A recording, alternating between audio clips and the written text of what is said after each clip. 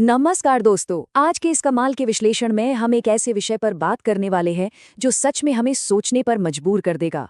आज हम प्राचीन ज्ञान और आधुनिक विज्ञान के एक बहुत ही अद्भुत संगम, चंद्र अर्घ्य और बायोकॉस्मिक सिंक्रोनाइजेशन के पीछे के असली विज्ञान को डिकोड करेंगे। हम इसे सिर्फ एक पुराने कर्मकांड की तरह नहीं, बल्कि एक एकदम सटीक और प्रमाणित वैज्ञानिक प्रक्रिया के रूप में समझने वाले हैं। तो चलिए शुरू करते हैं। आगे बढ़ने से पहले ऋषि सूत के एक बहुत ही गहरी लाइन पर गौर करते हैं। उन्होंने कहा था, चंद्रमा मन का शत्रु नहीं है, ये तो मन का दर्पण है ना? कितनी दिलचस्प बात। ये एक ही वाक्य उन खगोलीय शक्तियों और हमारी अपनी चेतना के बीच के सदियों पुराने कनेक्शन को खोल कर रख देता है।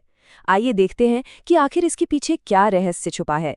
तो आज के सफर में हम इन चीजों पर फोकस करेंगे: चंद्रमा, मन और कलयुग का रिश्ता, चंद्र कलाओं की शक्ति, 3 बहुत ही आसान चंद्र अभ्यास, इसके समानांतर चलने वाला विज्ञान, वो 7 वैज्ञानिक आधार जो इसे सिद्ध करते हैं, और अंत में इसे सही तरीके से करने की विधि। हम शुरुआत दर्शन से करेंगे, लेकिन भरोसा रखिए, आगे चलकर हम इसके एकदम कठोर बायोफिजिकल विश्लेषण तक पहुंचेंगे। भाग 1: चंद्रमा, मन और कलयुग। मानव चेतना पर वैदिक दृष्टिकोण क्या कहता है? कलयुग के इस दौर में ऐसा माना जाता है कि हमारा मन हवा में उड़ते हुए एक सूखे पत्ते के समान है। वो बस बिना किसी दिशा के लगातार भटकता रहता है। तो ऐसे में इस बेचैन मन को शांत करने के लिए आखिर वैदिक दृष्टिकोण हमें क्या रास्ता दिखाता है? यहाँ सोम का कॉन्सेप्ट समझना बहुत ही जरूरी है। सोम यानी चंद्रमा की 16 जीवन शक्ति किरणें या कलाएं। पूर्णिमा के दिन ये कलाएं अपनी पूरी ताकत के साथ प्रकट होती हैं, जबकि अमावस्या आते आते ये सिर्फ एक अमर किरण में सिमट जाती हैं। आपने शुक्ल पक्ष और कृष्ण पक्ष के बारे में तो सुना ही होगा। शुक्ल पक्ष में जीवन शक्ति बढ़ती है और कृष्ण पक्ष में ऊर्जा सिमटती है और हमारा शरीर प्राकृतिक रूप से विश्राम की ओर जाता है। ये चक्र सीधा हमारी जीवन शक्ति को कंट्रोल करता है। अब आते हैं भाग 2 पर, चंद्र कलाओं की ताकत। प्राचीन काल में हमारे पूर्वज सिर्फ दिनों को नहीं गिनते थे, उन्होंने समय को इस तरह से मैप किया था जो हमारे आसपास के वातावरण में होने वाले सटीक ऊर्जा बदलावों को दर्शाता था। ब्रह्मांड की लय के साथ खुद को जोड़ने के लिए तिथियों का ये सिस्टम हमारे लिए बिल्कुल एक चीट शीट की तरह काम करता है। इसमें साफ बताया गया है कि एकादशी के दिन हमारा पाचन स्वाभाविक रूप से कमजोर होता है, इसलिए तब उपवास करना बेहतर है। पूर्णिमा पर शरीर में जल और प्राण तत्व अपने चरम पर होते हैं, इसलिए ध्यान और मौन की सलाह दी जाती है। अमावस्या पर तर्पण और चतुर्दशी पर वात तत्व हावी होने के कारण उपवास और मंत्र जाप। मतलब प्रकृति खुद बता रही है कि हमें कब क्या करना चाहिए। भाग 3: सरल चंद्र अभ्यास। अब हम सबके दिमाग में ये बात आ सकती है कि क्या इसके लिए हमें पहाड़ों पर जाकर कोई बहुत बड़ी तपस्या करनी होगी? बिल्कुल नहीं। ऋषि सूत ने आज के आधुनिक समय के लिए 3 बहुत ही बेसिक और आसान अभ्यास बताए हैं। ये 3 स्टेप्स बहुत ही सीधे और स्पष्ट हैं। पहला, महीने में 2 बार अपने शरीर और मन को डिटॉक्स करने के लिए एकादशी का उपवास करना। दूसरा, हर शाम ओम चंद्राय नमः का जाप करते हुए चंद्रमा को जल अर्पित करना।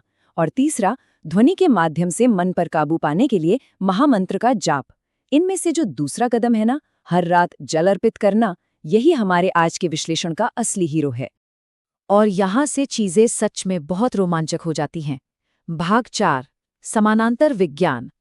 हम सबके अंदर का वो विश्लेषणात्मक दिमाग हमेशा ये जानना चाहता है कि भाई इन अनुष्ठानों के पीछे असली साइंस क्या काम कर रही है। तो चलिए अब इसे विज्ञान के नजरिए से देखते हैं। इसे एक बहुत ही शानदार बाइनरी सिस्टम की तरह देखिए। एक तरफ हमारे पास सूर्य अर्घ्य है जो रेडिएशन फिजिक्स और फोटो बायोमॉड्यूलेशन पर आधारित है। ये शरीर में ऊर्जा बनाने का एक्टिव प्रोसेस है। और दूसरी तरफ है चंद्र अर्घ्य जो रिफ्लेक्टेड लाइट मॉड्यूलेशन और ग्रेविटेशनल बायोलॉजी पर काम करता है। यह जल के माध्यम से उस ऊर्जा को समेटने का अभ्यास है। एक तरफ अग्नि से ऊर्जा बन रही है और दूसरी तरफ जल से उसे शरीर में स्थिर किया जा रहा है। क्या गजब का बैलेंस है। अब बारी है भाग 5 की, 7 वैज्ञानिक आधार। ये चंद्र अर्घ्य की वास्तविक बायोफिजिक्स है। चलिए अब फटाफट उन वैज्ञानिक प्रमाणों पर नजर डालते हैं जो इस पूरी जल अर्पण प्रक्रिया को 100% साबित करते हैं। सबसे पहला आधार है रिफ्लेक्टेड लाइट मॉड्यूलेशन। दरअसल चांद की सतह सूरज की रोशनी को फिल्टर करके 450 से 500 नैनोमीटर का एक बहुत ही ठंडा नीला चांदी जैसा स्पेक्ट्रम हम तक भेजती है। जब ये खास रोशनी हमारी आंखों के अंदर IPRGC या इपरजीसी कोशिकाओं से टकराती है तो ये सीधे तौर पर हमारे मेलेटोनिन हार्मोन और शरीर की बायोलॉजिकल घड़ी को सेट कर देती है। दूसरा आधार है कोहेरेंट डोमेन्स या सुसंगत क्षेत्र। डॉक्टर मसारू इमोटो के सिद्धांतों के बारे में शायद आपने सुना हो। जब पानी को एक शांत इरादे, किसी खास ध्वनि और इलेक्ट्रोमैग्नेटिक फील्ड में रखा जाता है तो पानी के अंदर एक बहुत ही सुंदर ज्यामितीय संरचना बन जाती है।